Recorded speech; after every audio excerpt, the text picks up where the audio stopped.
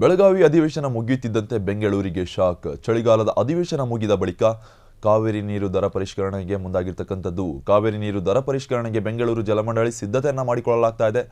ಗೃಹ ಮತ್ತು ಗೃಹೇತರ ನೀರು ದರ ಪರಿಷ್ಕರಣೆಗೆ BWSSB ನಿರ್ಧಾರವನ್ನು ಮಾಡಿಕೊಂಡಿರತಕ್ಕಂಥದ್ದು.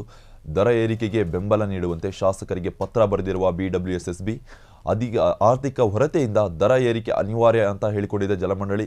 ಈ ಕಾರಣಕ್ಕೆ ದರವನ್ನು ಪರಿಷ್ಕರಣೆ ಮಾಡಲೇಬೇಕು, ಇಲ್ಲವಾದಲ್ಲಿ ಕಷ್ಟವಾಗುತ್ತೆ ಆಡಳಿತವನ್ನು ನಡೆಸೋದಕ್ಕೆ ಅಂತಕ್ಕಂಥ ಆರೋಪವನ್ನು ಹೇಳಲಾಗ್ತಾ ಇದೆ.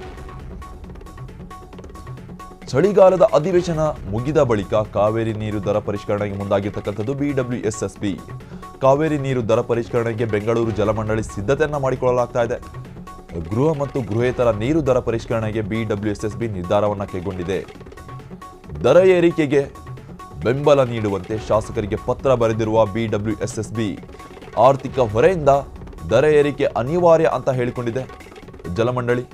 ಹೀಗಾಗಿ ಬೆಳಗಾವಿ ಅಧಿವೇಶನದ ಮುಗಿದ ಬಳಿಕ ನೀರಿನ ದರ ಪರಿಷ್ಕರಣೆಗೆ ಸಿದ್ಧತೆ ಮಾಡಿಕೊಂಡಿರ್ತಕ್ಕಂಥದ್ದು ಜಲಮಂಡಳಿ. 10 ವರ್ಷಗಳಿಂದ ಬೆಂಗಳೂರು ನಗರದಲ್ಲಿ ಕಾವೇರಿ ನೀರು ಪರಿಷ್ಕರಣೆ ಆಗೇ ಇಲ್ಲ. ಬೆಳಗಾವಿ ಅಧಿವೇಶನದ ಬಳಿಕ ಈಗ ಜಲಮಂಡಳಿ ಅಂದರೆ BWSSB ಸಿದ್ಧತೆಯನ್ನು ಮಾಡಿಕೊಂಡಿರ್ತಕ್ಕಂಥದ್ದು ಕಾವೇರಿ ನೀರಿನ ಪರಿಷ್ಕರಣೆ ಮಾಡೋದಕ್ಕೆ, ಆ ಒಂದು ದರವನ್ನು ಪರಿಷ್ಕರಣೆ ಮಾಡೋದಕ್ಕೆ.